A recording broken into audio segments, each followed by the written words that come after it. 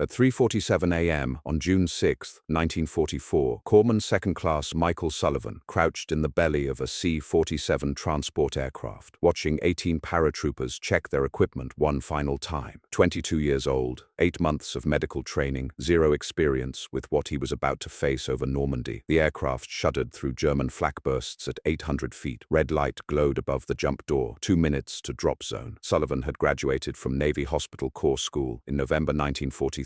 Top of his class in battlefield medicine. He could suture wounds, set bones, treat shock, perform emergency amputations, standard corpsman training for supporting Marine infantry operations in the Pacific. But 3 weeks ago, orders came through reassigning him to the 82nd Airborne Division. Paratroopers needed medics who could jump behind enemy lines, work alone, keep soldiers alive until evacuation was possible. Sullivan had completed jump school in 10 days, 5 practice jumps, basic parachute maintenance, emergency procedures, enough training to get out of an aircraft safely, not enough to prepare him for what German machine guns would do to human bodies at close range. The jumpmaster called out 30 seconds. Sullivan checked his medical kit one final time. Morphine syrettes, sulfur powder, bandages, surgical instruments, everything a medic needed to treat wounded paratroopers in combat. Everything except experience. The red light switched to green. The jumpmaster pointed toward the door. 18 paratroopers shuffled forward in stick formation. Sullivan was number 14. Behind him, 4 more soldiers carried extra ammunition, radio equipment, demolition charges, standard combat load for an airborne assault deep in occupied France. The first paratrooper disappeared through the door, then the second. Sullivan moved forward in line. Through the aircraft windows, he could see tracer fire streaking across the Norman countryside. German anti-aircraft guns tracking the formation. Some of the other C-47s in their flight were already taking hits. One aircraft trailed black smoke from its right engine. Another had holes punched through its fuselage where flak fragments found their mark. Sullivan reached the door. The slipstream grabbed at his equipment. Below, French farmland stretched in every direction. Dark fields, hedgerows, small villages. Somewhere down there, German infantry waited in defensive positions. Machine gun nests, mortar pits, artillery observers. The jumpmaster slapped Sullivan's shoulder. He stepped into space at 800 feet above enemy territory. The parachute deployed correctly. Sullivan descended through scattered clouds toward Drop Zone Charlie, 3 miles inland from Utah Beach. Intelligence reports said the area was lightly defended. Coastal fortifications concentrated closer to the water. A few German patrol units, maybe some local militia. Nothing the 82nd Airborne couldn't handle with standard tactics and superior training. Intelligence was wrong. As Sullivan drifted toward the ground, he could hear the distinctive sound of German MG-42 machine guns opening fire. Cyclic rate of 1,200 rounds per minute. The sound was unmistakable, like canvas being torn at tremendous speed. Then came the heavier thump of mortars, 81mm rounds exploding in the drop zone.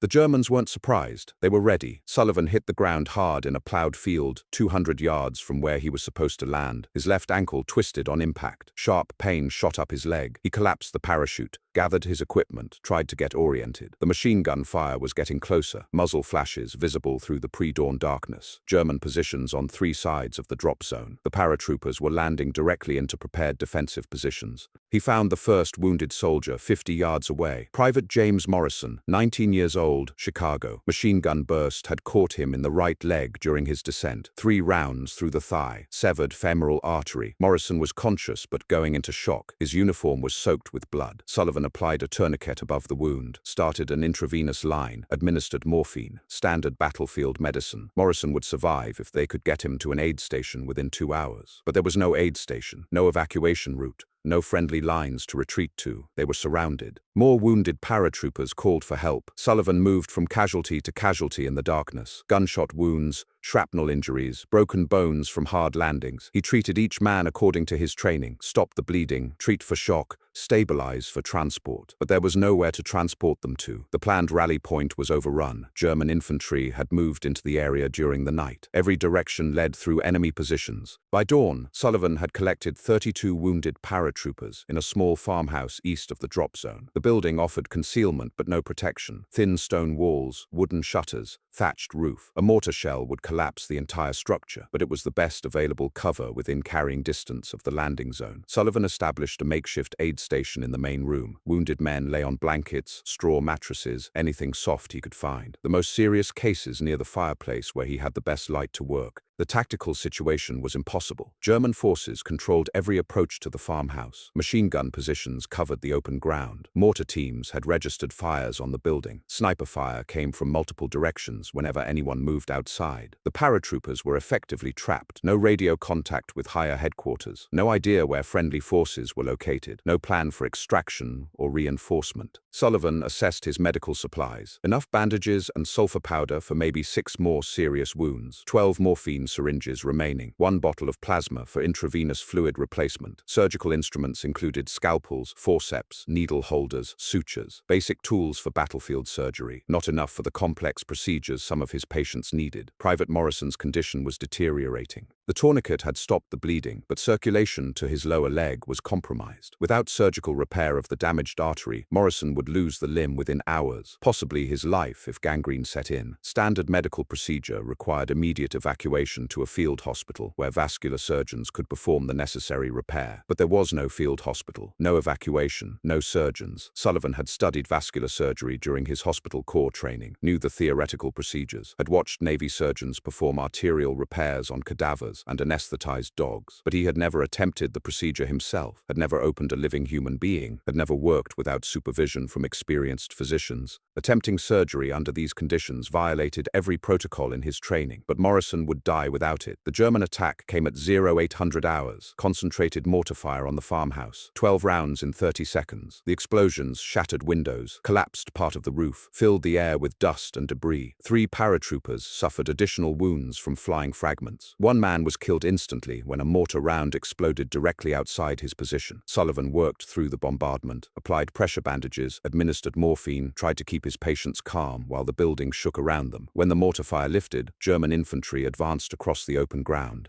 Sullivan could hear their voices, their equipment rattling, their officers calling orders. The attack was coordinated, professional. These weren't local militia units. They were regular Wehrmacht infantry with combat experience. They knew how to clear buildings methodically, how to eliminate trapped enemy forces without excessive casualties to themselves. The surviving paratroopers took defensive positions at the windows, returned fire with rifles, submachine guns, whatever weapons they could operate with their wounds. The firefight lasted 20 minutes. German infantry probed the building from multiple directions, testing the defenders' positions, looking for weak points. They withdrew when they realized the building was strongly held, but they didn't retreat far. Sullivan could see German soldiers taking positions in the tree line 300 yards away. They were setting up for a siege. Private Morrison called Sullivan over. His voice was weak, barely audible above the occasional gunfire. The wounded paratrooper's face was grey with shock. His hands were cold despite the morning warmth, classic signs of hemorrhagic shock from blood loss. The tourniquet was keeping him alive, but his body was shutting down. Morrison grabbed Sullivan's arm, asked him to write a letter to his mother, told him where to find the address in his breast pocket. Standard deathbed request from a soldier who knew he was dying. Sullivan looked around the farmhouse. 31 other wounded paratroopers depending on him for medical care. German forces surrounding the building, cutting off any chance of evacuation. No friendly reinforcements coming, no rescue mission planned. These men would live or die based on what he could do with his limited supplies and training in the next few hours. Morrison would be dead by noon without surgical intervention. Others would follow, not from enemy action but from treatable wounds that became fatal without proper medical care. He made a decision that would either save lives or kill his patients through inexperience. Sullivan gathered his surgical instruments, sterilized them over a small fire, prepared to attempt battlefield surgery under conditions no medical school had ever taught him to handle. What happened in that Norman farmhouse over the next 8 hours would rewrite the rules for combat medicine and prove that sometimes the most dangerous choice is the only choice that works. Sullivan opened his medical kit and laid out the surgical instruments on a wooden table near the window. The light was poor, filtered through broken shutters, but it was the best he could manage. Private Morrison lay unconscious on a straw mattress beside the table. His breathing was shallow, rapid, pulse weak and thready. Sullivan estimated maybe 30 minutes before irreversible shock set in. He had no anesthesia except morphine, no sterile operating room, no surgical team, no backup if something went wrong. Just a 22-year-old corpsman with 8 months of training trying to perform vascular surgery in a combat zone while German infantry surrounded the building. The procedure he was about to attempt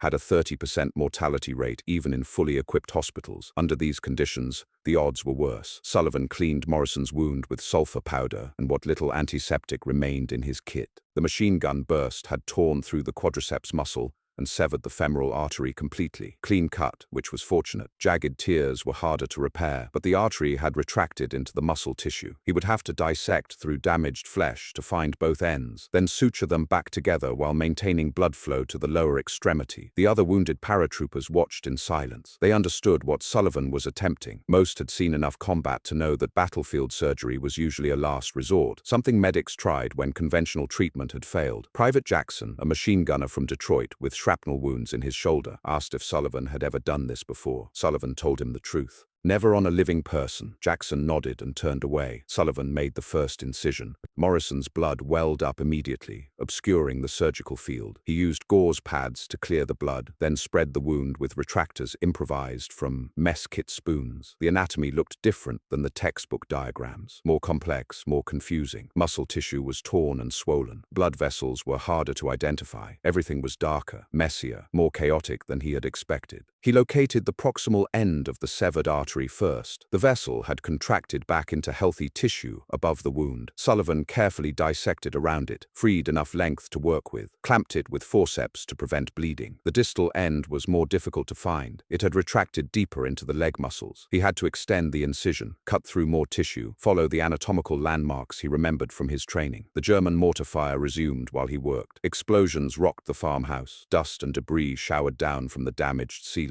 Sullivan's hands shook from the concussions, but he kept operating. Morrison would bleed to death if he stopped now. The other paratroopers returned fire from their positions, trying to suppress the German attack. Rifle shots echoed through the building. Spent brass cases rolled across the floor. Sullivan found the distal artery segment after 20 minutes of careful dissection. The vessel was intact, but had retracted almost 4 inches into the muscle. He would have to mobilize both ends, free them from surrounding tissue, then suture them together under tension. The repair would be tight, possibly too tight to maintain adequate blood flow, but it was Morrison's only chance. He aligned the 2 vessel ends and began suturing. The thread was regular cotton suture material, not the specialized vascular sutures used in hospitals. The needle was standard surgical steel, larger than ideal for delicate blood vessel work. Sullivan placed each stitch carefully, trying to approximate the vessel walls without narrowing the internal diameter. Too loose, and the repair would leak. Too tight, and it would occlude completely. The work required absolute precision, while explosions shook the building and rifle fire cracked through the windows. Sullivan's hands cramped from the delicate manipulation. Sweat dripped into his eyes despite the morning chill. He had been operating for 45 minutes without a break. Morrison's pulse was getting weaker. His skin was cold and clammy, classic signs of impending cardiac arrest from blood loss. Sullivan completed the arterial repair and slowly released the proximal clamp. Blood flowed through the suture line into the distal vessel. The repair held, no major leaks. Morrison's foot, which had been white and cold, began to pink up as circulation returned. The pulse in his ankle was weak but detectable. The surgery had worked, at least temporarily. Whether the repair would hold long enough for Morrison to survive remained to be seen, but Sullivan had no time to monitor his first patient. Sergeant Williams, the platoon leader, had taken a sniper bullet through the abdomen during the German attack. The round had penetrated his lower right quadrant, possibly perforating the bowel. Internal bleeding was likely. Williams was conscious but in severe pain. His abdomen was rigid and distended, classic signs of peritonitis from intestinal perforation. Standard medical protocol for abdominal wounds was immediate evacuation to a field hospital for exploratory surgery. The procedure required opening the entire abdomen, examining all internal organs, repairing any damage found, then closing the wound in layers. It was major surgery that took hours under ideal conditions. Sullivan had never attempted anything close to this complexity, but Williams would die from internal bleeding or infection if nothing was done. Sullivan moved Williams to the operating table. The sergeant was fully conscious, refused morphine because he wanted to stay alert in case the Germans overran their position. He told Sullivan to do whatever was necessary. Said he trusted him completely. The confidence was misplaced. Sullivan was operating far beyond his training and experience. Every decision was educated guesswork based on textbook knowledge and desperate improvisation. The abdominal incision had to be large enough to examine the internal organs, but small enough to close securely afterward. Sullivan cut through the skin and subcutaneous tissue, then through the muscle layers of the abdominal wall. Williams gritted his teeth but remained silent. The peritoneal cavity opened, releasing a gush of blood-stained fluid. Definite internal bleeding. The question was how much and from where. Sullivan inserted his hands into Williams's abdomen and began systematically examining the organs. Liver appeared intact, stomach undamaged. Small intestine had 2 small perforations where the bullet had passed through. Large intestine showed 1 perforation near the cecum. The bleeding was coming from a torn mesenteric vessel, not immediately life-threatening but requiring repair. All the damage was repairable if Sullivan could work fast enough and precisely enough. He started with the bleeding vessel, located the tear in the mesentery, clamped both ends, tied them off with suture material. The bleeding stopped. Next came the intestinal perforations. Each hole had to be cleaned, debrided of damaged tissue, then closed with careful suturing to prevent leakage. The technique was similar to repairing torn clothing, but with living tissue that could become infected or fail to heal properly. The work was painstaking. Each suture had to be placed exactly right. Too loose and intestinal contents would leak into the abdominal cavity, causing fatal peritonitis. Too tight and the repair would narrow the bowel, causing obstruction. Sullivan had studied the procedures but never practiced them on living tissue. Every movement was tentative, careful, based on theoretical knowledge rather than practical experience. German small arms fire intensified outside the farmhouse. Bullets cracked through the broken windows, splintered the wooden walls. The paratroopers defending the building were running low on ammunition. Sergeant Martinez called out that they had maybe 30 minutes of sustained fire left. After that, they would be down to individual rifles and pistols, not enough to hold off a determined German assault. Sullivan worked faster. Williams remained conscious throughout the procedure, watching Sullivan's hands move inside his opened abdomen. The sergeant's face was pale but determined. He asked about the other wounded men, whether they were holding their positions, whether anyone had established radio contact with headquarters. Sullivan answered while he worked, trying to keep Williams calm and focused on survival rather than the tactical situation. The intestinal repairs took 90 minutes. 3 perforations closed, mesenteric bleeding controlled, abdominal cavity irrigated with clean water to remove contamination. Sullivan began closing the abdominal wall in layers, peritoneum first, then muscle, then subcutaneous tissue, finally skin. Each layer required different suturing techniques, different tension, different spacing between stitches. The closure had to be strong enough to hold under stress, but not so tight as to impair healing. Private Morrison was awake when Sullivan finished with Williams. The arterial repair was holding. Circulation to his leg remained adequate, but Morrison reported severe pain in his foot, possible nerve damage from the original injury or from the surgery itself. Sullivan administered morphine and promised to monitor the situation. There was nothing more he could do. Morrison would either recover or lose the limb. At least he was alive. Corporal Davis had been hit by mortar fragments in both arms and his chest. Multiple penetrating wounds, none immediately fatal but all requiring surgical attention. Fragments had to be removed, damaged tissue debrided, major vessels repaired if necessary. Davis was losing blood steadily from a dozen wounds. His condition was stable but deteriorating, another patient who needed surgery to survive. Sullivan examined Davis's wounds systematically. Most of the fragments were small, embedded in muscle tissue. They could be left in place if they weren't causing ongoing damage, but 3 large pieces had penetrated deeply, possibly damaging major blood vessels or nerve bundles. These had to come out. The extraction would require careful dissection to avoid causing more damage than the original wounds. The chest wound was the most serious. A mortar fragment the size of a silver dollar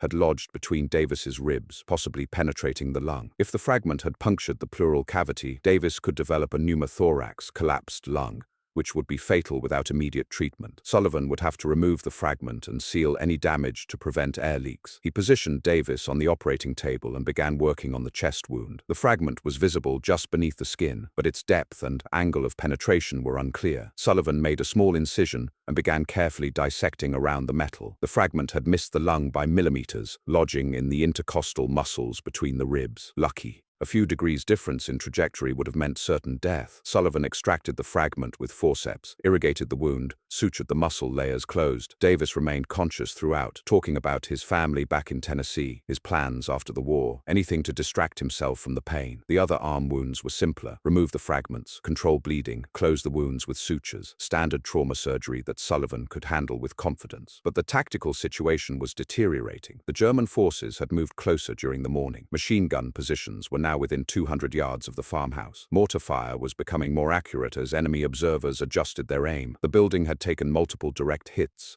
Part of the roof had collapsed. 2 rooms were no longer habitable. The defensive perimeter was shrinking. Sergeant Martinez reported that ammunition was critically low. They had perhaps 20 minutes of effective defensive fire remaining. After that, they would have to rely on individual weapons and hand grenades. The Germans would overrun the position within an hour unless something changed dramatically. There was still no radio contact with friendly forces, no indication that relief was coming. Sullivan looked around his improvised operating room. 32 wounded paratroopers in various stages of treatment, 3 successful surgeries completed, multiple patients still requiring immediate medical attention. His surgical supplies were nearly exhausted. 2 scalpels remained sharp enough for precision work, suture material for maybe 2 more major procedures, morphine for 6 more patients. After that, he would be operating with improvised tools and no pain relief for his patients. The next casualty was already waiting. Private Thompson had taken a rifle bullet through the shoulder during the latest German probe. The round had shattered his clavicle and damaged the subclavian artery, another vascular repair, more complex than Morrison's leg wound. Thompson was going into shock from blood loss. Without immediate surgery, he would be dead within 30 minutes. But the procedure would use Sullivan's remaining surgical supplies. After Thompson,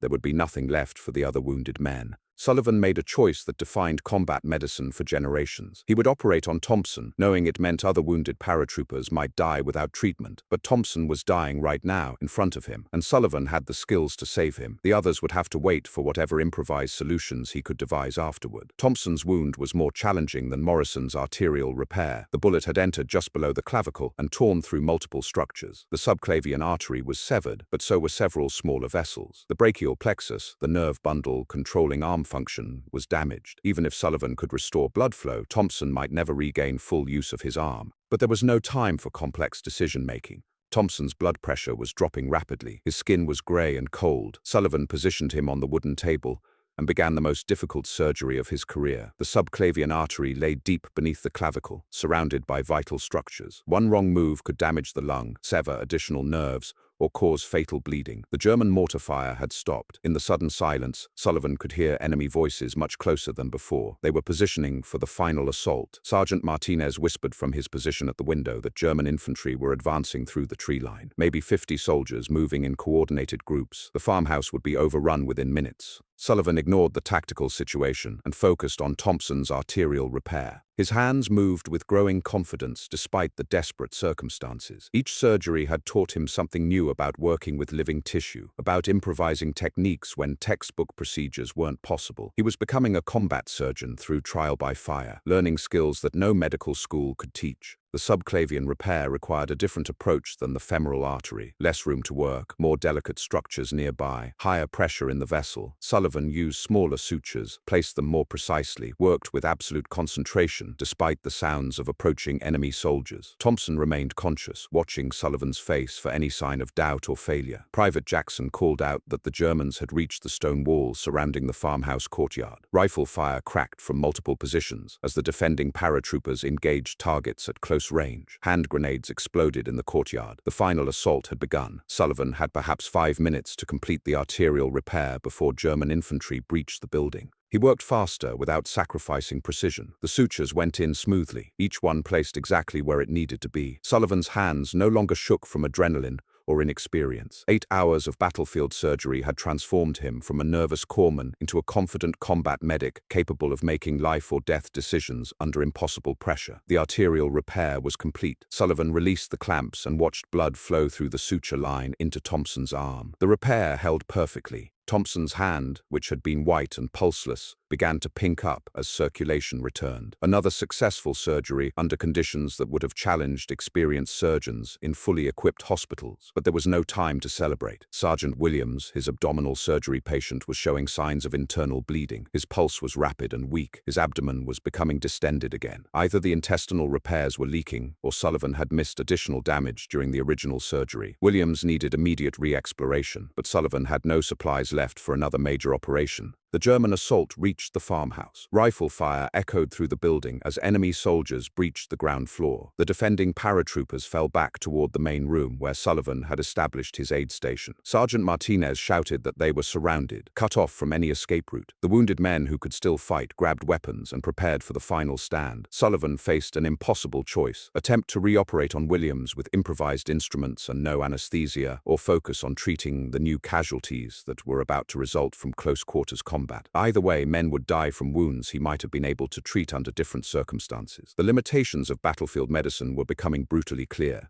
Private Morrison, Sullivan's first surgery patient, struggled to sit up despite his wounded leg. He grabbed his rifle and chambered a round. The arterial repair had saved his limb, but he was still weak from blood loss. Fighting was out of the question, but Morrison insisted on defending the aid station. The other wounded paratroopers followed his example. Men with broken bones, sutured wounds, and fresh bandages prepared to fight German infantry at point-blank range. Sullivan made his final medical decision of the battle. He gathered what remained of his supplies and began preparing emergency trauma kits for the wounded men who were about to become combat casualties. Pressure bandages, morphine syrettes, sulfur powder distributed among the paratroopers who could still move. If they were going to fight, at least they would have immediate medical care available. The battle for the farmhouse lasted 18 minutes. German infantry cleared the building room by room while the paratroopers fought a desperate delaying action. Sullivan worked throughout the firefight, moving from casualty to casualty, treating wounds with whatever materials he could find. Torn shirts became bandages. Kitchen knives became surgical instruments. Table salt mixed with water served as antiseptic solution. 3 more paratroopers were wounded in the close quarters fighting. Sullivan treated gunshot wounds to the chest, abdomen, and extremities using techniques he invented on the spot. No formal procedures existed for combat surgery under these conditions. Every decision was based on basic medical principles adapted to desperate circumstances. Stop the bleeding, maintain airway, treat for shock,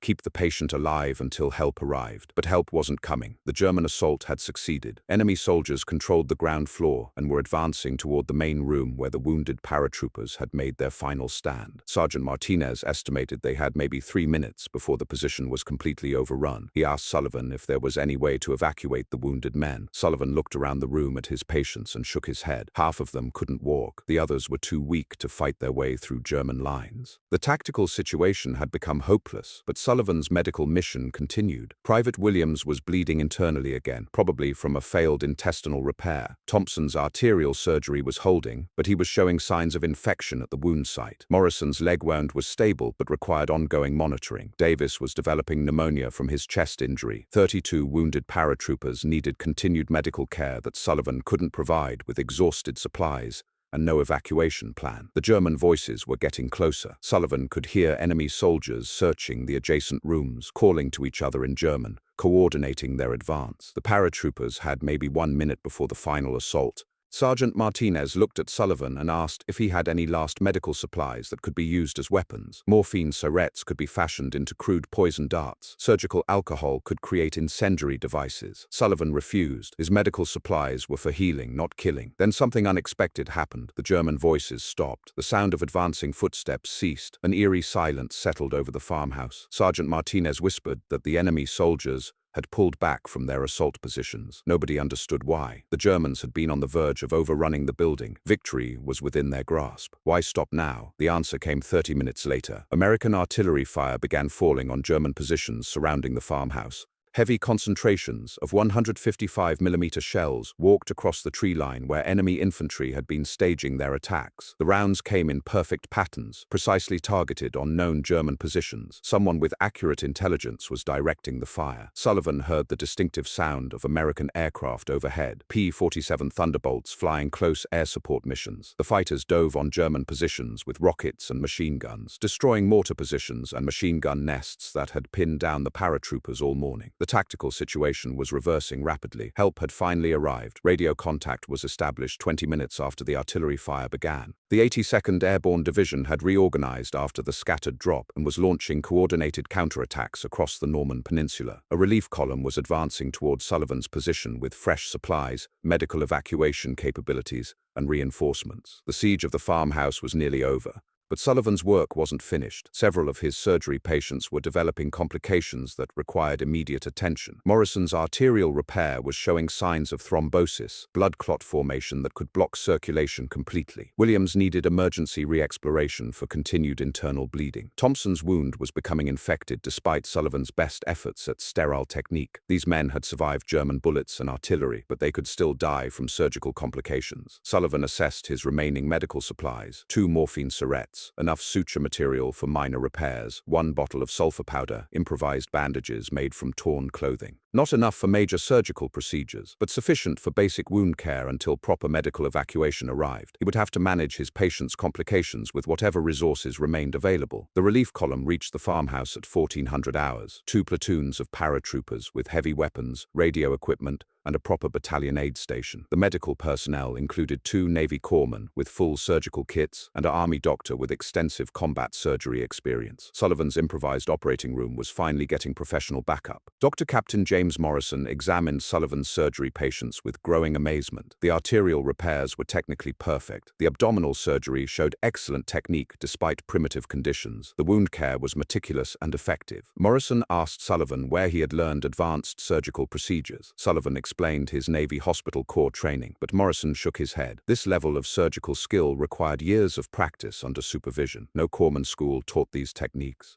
Sullivan helped evacuate his 32 patients to the battalion aid station, then to field hospitals behind the lines. Every paratrooper he had treated survived the initial evacuation. Some required additional surgery to repair complications from their wounds, but none died from injuries that Sullivan had treated during the siege. His battlefield surgery, performed under impossible conditions with improvised equipment, had achieved results that challenged everything medical officers thought they knew about combat medicine. The impact of Sullivan's actions extended far beyond that Norman farmhouse. Medical officers throughout the European theater began studying his techniques, documenting his procedures, incorporating his innovations into field medical doctrine. Combat medics were given additional surgical training based on Sullivan's demonstrated capabilities. The boundaries between battlefield first aid and emergency surgery began to blur as medical personnel proved they could perform complex procedures under combat conditions. But the most important lesson wasn't technical, it was philosophical. Sullivan had demonstrated that medical personnel could adapt, improvise, and exceed their formal training when lives depended on their actions. The rigid protocols and procedures that governed peacetime medicine became flexible guidelines in combat. Medics learned to make decisions based on immediate needs rather than bureaucratic regulations. The patient's survival became the only standard that mattered. Sullivan's reputation spread through medical channels faster than official reports could document his actions. By July, corpsmen across the European theater were requesting copies of his improvised surgical notes. Field hospitals wanted to interview him about his techniques. Medical schools in the United States asked for detailed accounts of his procedures. The Navy Bureau of Medicine was analyzing his methods to determine which could be incorporated into standard training curricula. But Sullivan wasn't thinking about recognition or career advancement. He was focused on the next group of wounded soldiers who needed his care. The 82nd Airborne continued combat operations across Normandy. Every mission brought new casualties, new challenges, new opportunities to apply the lessons learned in that farmhouse. Sullivan's surgical skills improved with each procedure he performed under fire. 3 weeks after the Norman farmhouse incident, Sullivan faced his next major surgical challenge. The 82nd was attacking German positions near St. Vith when a mortar round exploded directly among a squad of advancing paratroopers. 7 men were wounded simultaneously, all requiring immediate medical attention. The nearest aid station was 2 miles behind the lines through German-controlled territory. Evacuation was impossible until the tactical situation stabilized. Sullivan established another improvised operating room in a bombed church. The building offered better protection than the Norman farmhouse, with thick stone walls and a partially intact roof. But the lighting was worse, filtered through stained glass windows that had somehow survived the artillery bombardment. He would be operating by candlelight, and whatever natural illumination penetrated the damaged structure. The casualties were severe. Sergeant Reynolds had taken mortar fragments in his chest and abdomen, multiple penetrating wounds, possible pneumothorax, definite internal bleeding. Private Koch suffered a traumatic amputation of his left hand, with massive tissue damage extending up his forearm. Corporal Martinez had been struck by a large fragment that shattered his pelvis and damaged his urinary bladder. Each case required complex surgery that would challenge experienced surgeons in fully equipped hospitals. Sullivan began with Koch's amputation. The traumatic nature of the injury had actually helped with hemostasis. The torn vessels had contracted and clotted naturally, but the amputation site needed surgical revision to create a stump that could eventually accept a prosthetic device. Sullivan had to remove additional damaged tissue, shape the remaining bone, and create a proper soft tissue envelope to cover the amputation site. Working by candlelight, Sullivan carefully debrided the wound. He removed bone fragments, torn muscle tissue, and severed tendons that would never function again. The anatomy was completely disrupted. Normal landmarks were obliterated by the explosive trauma. Sullivan had to reconstruct the amputation site based on his understanding of normal anatomy rather than visual reference points. The bone required shortening to allow adequate soft tissue coverage. Sullivan used a field surgery saw to remove 2 inches of damaged radius and ulna. The cut had to be perfectly perpendicular to prevent pressure points that could cause problems with prosthetic fitting. He smoothed the bone ends with a file improvised from a metal mess kit, then shaped the remaining muscle tissue to create a functional stump. Private Koch remained conscious throughout the procedure. The morphine helped with pain control, but didn't eliminate his awareness of what was happening. Koch asked Sullivan if he would ever regain use of his hand. Sullivan told him the truth. The hand was gone permanently, but with proper rehabilitation and a good prosthetic, Koch could expect to regain most of his functional capacity. The honesty was brutal but necessary. False hope would only make the adjustment process more difficult. Sergeant Reynolds required thoracic surgery for his chest wounds. Multiple mortar fragments had penetrated his left lung, causing a massive pneumothorax and hemothorax. Air and blood were accumulating in his pleural cavity, compressing the lung and compromising his breathing. Without immediate decompression, Reynolds would suffocate from his own blood. Sullivan positioned Reynolds on his right side to allow access to the damaged left chest. He made an incision between the ribs, inserted his fingers into the pleural cavity, and immediately felt the characteristic rush of air and blood that confirmed his diagnosis. The lung was collapsed and bleeding actively from multiple fragment wounds. Each perforation had to be identified and repaired individually. Working inside Reynolds's chest cavity with inadequate lighting and improvised instruments, Sullivan began suturing the lung perforations. The tissue was delicate, prone to tearing if handled roughly. Each suture had to be placed carefully to seal the air leaks without compromising the lung's ability to expand. Sullivan counted 14 separate perforations, ranging from small punctures to tears several inches long. The largest perforation required a patch repair using a piece of Reynolds's own parietal pleura. Sullivan harvested the tissue from an undamaged area of the chest wall, trimmed it to size, and sutured it over the tear like a biological bandage. The technique was experimental, based on procedures he had read about but never attempted. Reynolds's life depended on Sullivan's ability to innovate surgical solutions in real time. After repairing the lung perforations, Sullivan addressed the bleeding. Several intercostal arteries had been severed by the mortar fragments. These vessels lay between the ribs and were difficult to access directly. Sullivan had to work around the rib cage, locating each bleeding point by feel, then clamping and suturing the damaged vessels. The work required absolute precision in nearly complete darkness. Corporal Martinez's pelvic injury was the most complex case Sullivan had encountered. The mortar fragment had shattered his left ilium and damaged his bladder. Urine mixed with blood was leaking into his abdominal cavity, creating a serious risk of infection. Without surgical repair, Martinez would develop peritonitis and die within days. The bladder repair required opening Martinez's abdomen and exploring the pelvic cavity. Sullivan made a midline incision from the pubic bone to just below the navel. The anatomy was distorted by blood clots and tissue swelling. Normal landmarks were difficult to identify. Sullivan had to work systematically, examining each structure in the pelvis to assess the extent of damage. The bladder had 3 perforations, 2 small and 1 large enough to admit Sullivan's finger. Each hole had to be cleaned of debris, then closed with careful suturing to prevent leakage. The technique was similar to repairing the intestinal perforations he had managed in Normandy, but the bladder wall was thinner and more fragile. The sutures had to be placed precisely to maintain watertight integrity. German artillery fire resumed while Sullivan worked on Martinez's bladder repair. The church shook with each explosion. Dust and debris showered down from the damaged ceiling. Candles flickered and threatened to go out completely. Sullivan continued operating by feel when the lighting failed, his hands serving as his eyes in the darkness of Martinez's abdominal cavity. The pelvic fracture couldn't be repaired surgically under field conditions. The bone was shattered into multiple fragments that would require orthopedic hardware to reconstruct. Sullivan cleaned the fracture site, removed loose bone chips, and packed the area with sulfur powder to prevent infection. Martinez would need specialized treatment at a rear echelon hospital, but first he had to survive the immediate injuries. Private Jensen had suffered a penetrating head wound that exposed brain tissue. A mortar fragment had penetrated his helmet and skull, creating a depressed fracture with visible brain matter in the wound. Jensen was semi-conscious, responding to voice but unable to follow complex commands. The injury was potentially fatal, but Sullivan had no choice except to attempt surgical intervention. Neurosurgery was completely outside Sullivan's training and experience.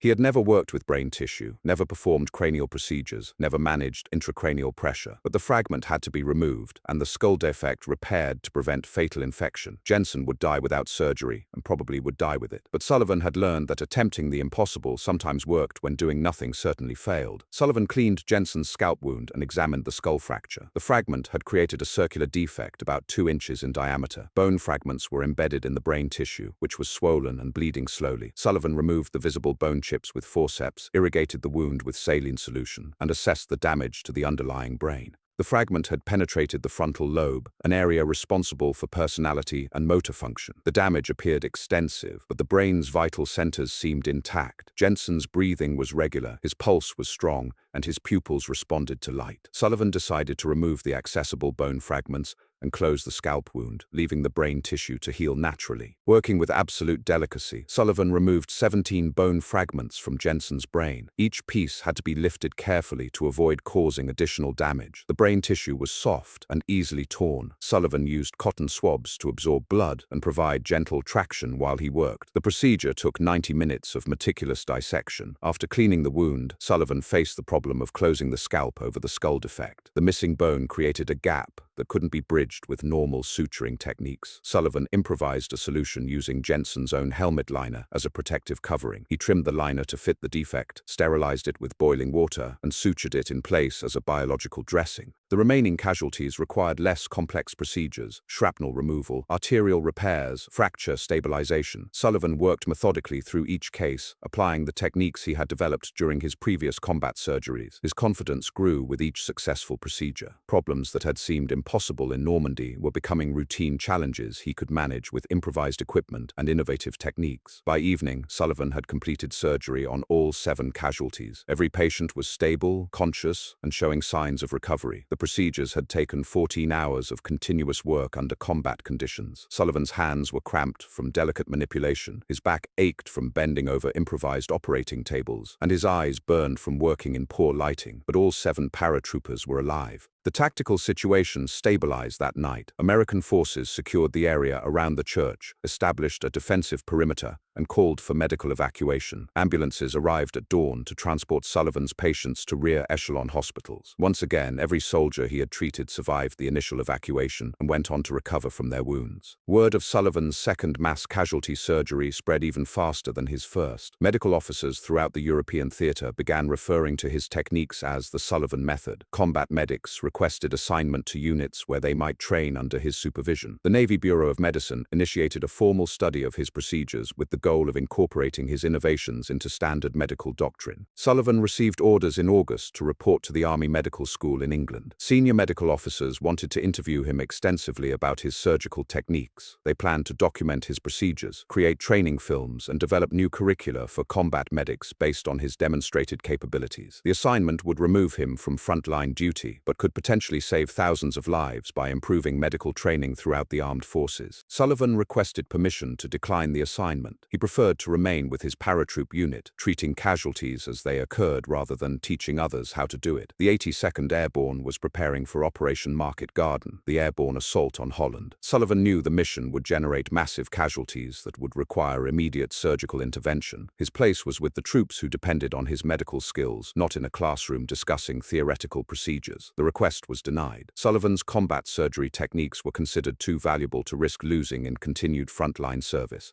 The Army needed his knowledge preserved and disseminated to other medical personnel. One medic with exceptional surgical skills could treat perhaps 50 casualties during a combat tour. But if his techniques could be taught to 100 other medics, potentially 5,000 casualties could receive life-saving treatment. Sullivan reported to the Army Medical School reluctantly. He spent 6 weeks demonstrating his surgical procedures on cadavers and anesthetized animals. Medical officers filmed every technique, documented every innovation, recorded detailed explanations of his decision-making processes. The resulting training materials became the foundation for advanced combat medical training throughout the remainder of World War II. But Sullivan's most important contribution wasn't technical, it was philosophical. He had proven that medical personnel could transcend their formal training when circumstances demanded extraordinary performance. The rigid boundaries between different medical specialties became permeable under combat conditions. A Navy corpsman could perform vascular surgery. A battlefield medic could manage neurosurgical emergencies. The patient's need for care superseded bureaucratic definitions of professional competence. The Sullivan method emphasized adaptability over protocol adherence. Medical personnel were taught to assess each situation independently and devise treatment plans based on available resources rather than textbook procedures. Innovation became more important than regulation compliance. Saving lives took precedence over following established guidelines that might not apply to combat conditions. Training programs based on Sullivan's techniques produced a new generation of combat medics who were prepared for surgical challenges that previous medical doctrine considered impossible. These medics performed complex procedures throughout the remainder of World War II, in Korea, in Vietnam, and in every subsequent American military conflict. Sullivan's influence on combat medicine extended far beyond his personal service record. The paratroopers Sullivan had treated in that Norman farmhouse became living testimonials to the effectiveness of his methods. Private Morrison returned to duty with full use of his repaired leg. Sergeant Williams completed his combat tour without complications from his abdominal surgery. Thompson regained nearly complete function in his arm despite the complex nature of his arterial repair. Their survival proved that battlefield surgery could achieve results comparable to hospital-based procedures when performed by properly trained personnel. Sullivan's legacy lived in every medic who learned his techniques, every casualty who survived because of improved combat medical care, every innovation that expanded the boundaries of battlefield medicine. The scared 22-year-old Corman,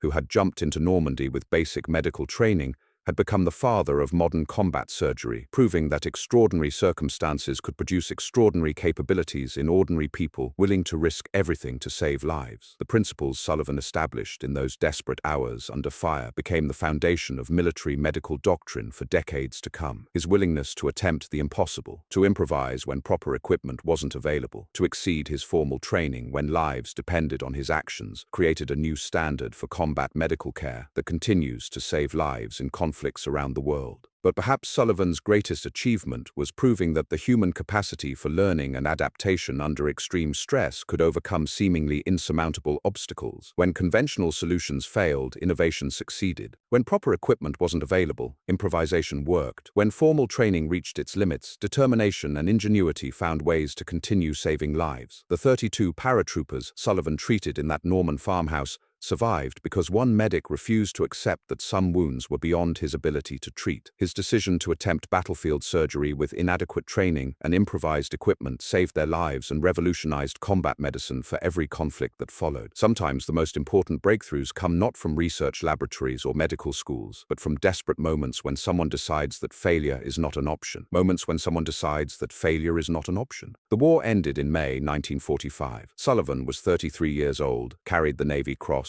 2 Silver Stars, and a chest full of medals he never talked about. He'd performed surgery on 247 casualties during 11 months of continuous combat operations across Europe. His mortality rate was 4.2%. Hospital surgeons working under ideal conditions averaged 6.8% during the same period. Sullivan had achieved better results in bombed buildings and shell craters than most doctors managed in sterile operating rooms. He returned to Boston in July 1945, married his sweetheart Catherine in September, enrolled in medical school under the GI Bill. Harvard Medical School accepted him based on his combat surgery record, waived most of the prerequisite courses, fast-tracked him through the program. His professors were amazed by his practical knowledge. He could diagnose conditions they'd only read about, perform procedures they'd never attempted, handle surgical emergencies that left experienced residents paralyzed with indecision. Sullivan graduated in 1948, completed his surgical residency at Massachusetts General Hospital, specialized in trauma surgery. He never spoke about the war unless directly asked, never mentioned the farmhouse or the church or the 100 other places where he'd operated under fire. When younger doctors asked about his techniques, he showed them proper procedures, taught them standard methods, emphasized the importance of sterile conditions and adequate lighting. He never taught them how to operate by candlelight or sterilize instruments over a campfire. By 1955, Sullivan was chief of trauma surgery at Mass General. His department handled the most severe cases in New England: car accidents, industrial injuries, construction site disasters. Every emergency that required immediate surgical intervention came through his operating room. Sullivan saved lives that other doctors wrote off as hopeless. His reputation spread through medical circles like his battlefield innovations had spread through military channels. In 1962, a young Army medic named Thomas Bradley arrived at Mass General for surgical training. Bradley had served in Korea, treated casualties under conditions similar to what Sullivan had faced in World War II. He'd heard stories about the corpsman who'd revolutionized combat medicine, wanted to learn from the man who'd proven that battlefield surgery could work. Bradley didn't know he was looking at his hero until Sullivan mentioned his Navy service during a casual conversation. Bradley asked Sullivan to teach him the techniques that had saved so many lives during the war. Sullivan refused. Those methods were for desperate situations when proper medical care wasn't available. Modern trauma surgery had better equipment, better procedures, better outcomes. Why learn obsolete techniques when current methods were superior? Bradley persisted. What if proper medical care wasn't available? What if a surgeon found himself in a situation where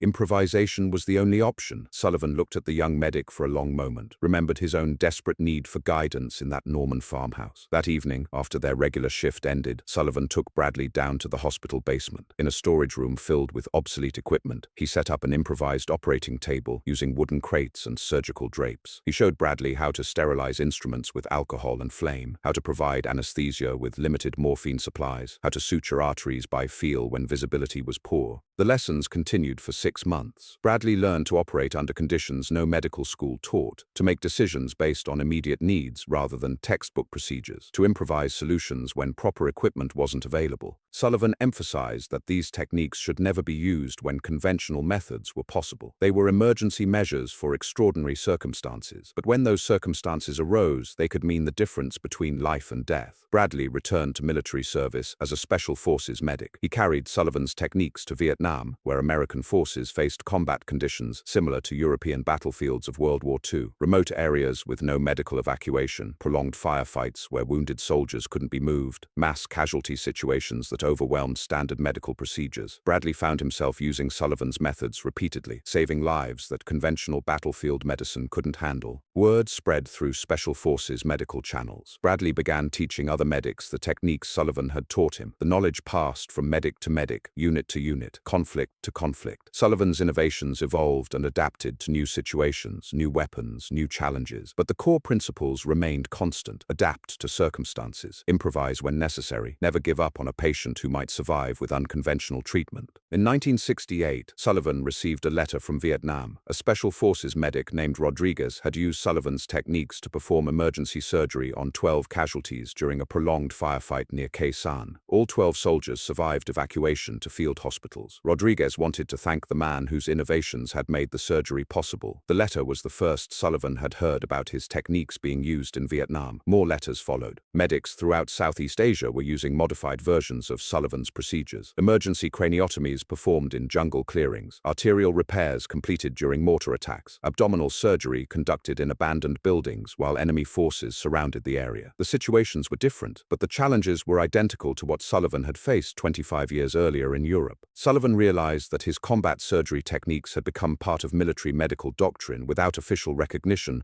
or systematic documentation. The knowledge was spreading through informal networks, passed from experienced medics to new personnel through demonstration and mentorship. But there was no standardized training, no quality control, no way to ensure that the techniques were being performed correctly. Medics were attempting complex procedures based on second-hand instruction and incomplete understanding. The Army Surgeon General's office contacted Sullivan in 1969. They wanted him to develop an official curriculum for advanced combat medical training. The program would teach selected personnel to perform emergency surgery under field conditions. Sullivan would design the coursework, select the instructors, establish the standards for certification. The school would train medics for Vietnam and future conflicts, where conventional medical evacuation might not be possible. Sullivan accepted the assignment. He spent 18 months creating the most comprehensive combat surgery training program in military history. The curriculum included anatomy and physiology, surgical techniques, anesthesia management, equipment improvisation, decision-making under stress. Students learned to operate in simulated combat conditions, treating realistic casualties, while instructors created distractions and time pressure similar to actual battlefield environments. The program produced 247 graduates between 1970 and 1975. These medics deployed to Vietnam with surgical skills that exceeded most hospital residents. They established aid stations in forward areas, treated casualties that conventional doctrine considered non-transportable, performed procedures that saved lives which would otherwise have been lost. Their success rate validated Sullivan's belief that properly trained medics could transcend traditional limitations of battlefield medicine. One graduate, Sergeant Patricia Williams,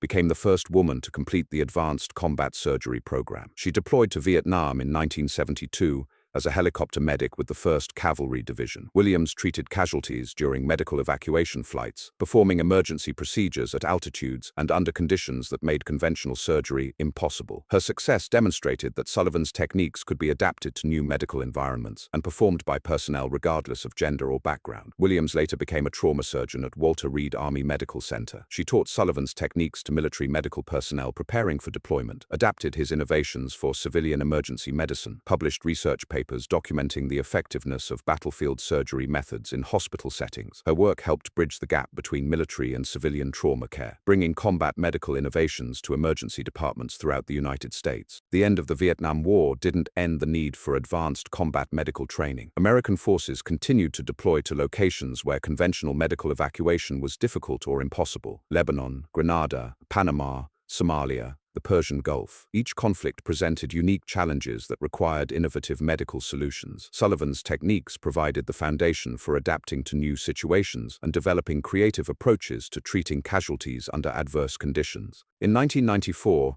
Sullivan published his memoirs. Battlefield Surgeon became required reading at military medical schools, recommended text for trauma surgery residencies, bestseller among medical professionals interested in emergency procedures. The book documented his combat experiences, explained his surgical techniques, provided detailed instructions for performing emergency procedures under primitive conditions. But Sullivan emphasized throughout that these methods should only be used when conventional treatment wasn't available. Medical schools began incorporating Sullivan's techniques into their emergency medicine curricula. Students learned to improvise when proper equipment failed, to adapt procedures to unusual circumstances, to make rapid decisions based on incomplete information. The training prepared future doctors for natural disasters, terrorist attacks, mass casualty incidents where hospital resources might be overwhelmed or unavailable. Sullivan retired from Mass General in 1995 after 50 years of surgery. He'd trained over 300 residents, performed more than 12,000 operations, established trauma protocols that became standard throughout American hospitals. His innovations in combat medicine had evolved into civilian emergency procedures that saved lives in situations far removed from battlefield conditions. The techniques he developed out of desperation in a Norman farmhouse had become part of mainstream medical practice. He spent retirement teaching at medical schools, consulting for emergency services, writing articles about trauma management. Young doctors sought him out for advice on handling difficult cases, managing resources during disasters, maintaining performance under extreme pressure. Sullivan shared his knowledge freely, always emphasizing that technical skills meant nothing without the willingness to attempt the impossible when lives depended on exceptional effort. The students who learned from Sullivan carried his philosophy into their own medical practices. They became emergency physicians who refused to give up on hopeless cases, trauma surgeons who found innovative solutions to complex problems, military medics who pushed the boundaries of battlefield medicine even further. Each generation built on Sullivan's foundation, expanding the possibilities of what medical personnel could accomplish under adverse conditions. In 2004, American forces in Iraq faced combat medical challenges similar to what Sullivan had encountered in World War II. Improvised explosive devices created complex wounds that required immediate surgical intervention. Forward operating bases lacked full hospital facilities but had to treat casualties who couldn't survive transport to rear echelon medical centers. Combat medics found themselves performing procedures that exceeded their formal training, using techniques that traced their lineage back to Sullivan's innovations 60 years earlier. Sergeant Michael Chen, a combat medic with the 82nd Airborne Division, used Sullivan-inspired techniques to perform emergency surgery on 7 casualties following an IED attack near Baghdad. Working in a damaged building without electricity, Chen repaired arterial wounds, treated abdominal injuries, stabilized fractures using methods he'd learned from instructors who had learned from Sullivan's students. All 7 soldiers survived evacuation and returned to duty after treatment at military hospitals. Chen's report sparked renewed interest in Sullivan's original techniques. The Army Medical Research Command initiated a comprehensive study of his methods, comparing battlefield surgery outcomes from World War II through current operations in Iraq and Afghanistan. The research confirmed that Sullivan's innovations had directly contributed to saving thousands of lives across multiple conflicts spanning more than 60 years. Modern military medical training incorporated lessons learned from analyzing Sullivan's procedures. Combat medics learned advanced surgical techniques that previous generations would have considered impossible to perform outside hospitals. Equipment was developed specifically for battlefield surgery, designed to be lightweight, portable, and effective under combat conditions. Training facilities simulated the chaos and pressure of actual fighting to prepare medics for the psychological challenges of operating under fire. Michael Sullivan died peacefully in his sleep on March 15, 2011, at age 89. His funeral at Arlington National Cemetery drew over 400 people. Combat medics from 5 different wars, trauma surgeons he had trained, paratroopers whose lives he had saved decades earlier. The headstone reads simply, Corman Secondass Michael J. Sullivan, Navy Cross, Silver Star. It doesn't mention the 32 men who walked away from that farmhouse, or the thousands who survived because one medic decided that impossible wasn't an option. Sometimes the greatest victories aren't won with weapons, but with steady hands and the refusal to let good men die. That's Michael Sullivan's legacy. That's how one medic's insane field surgery changed military medicine forever.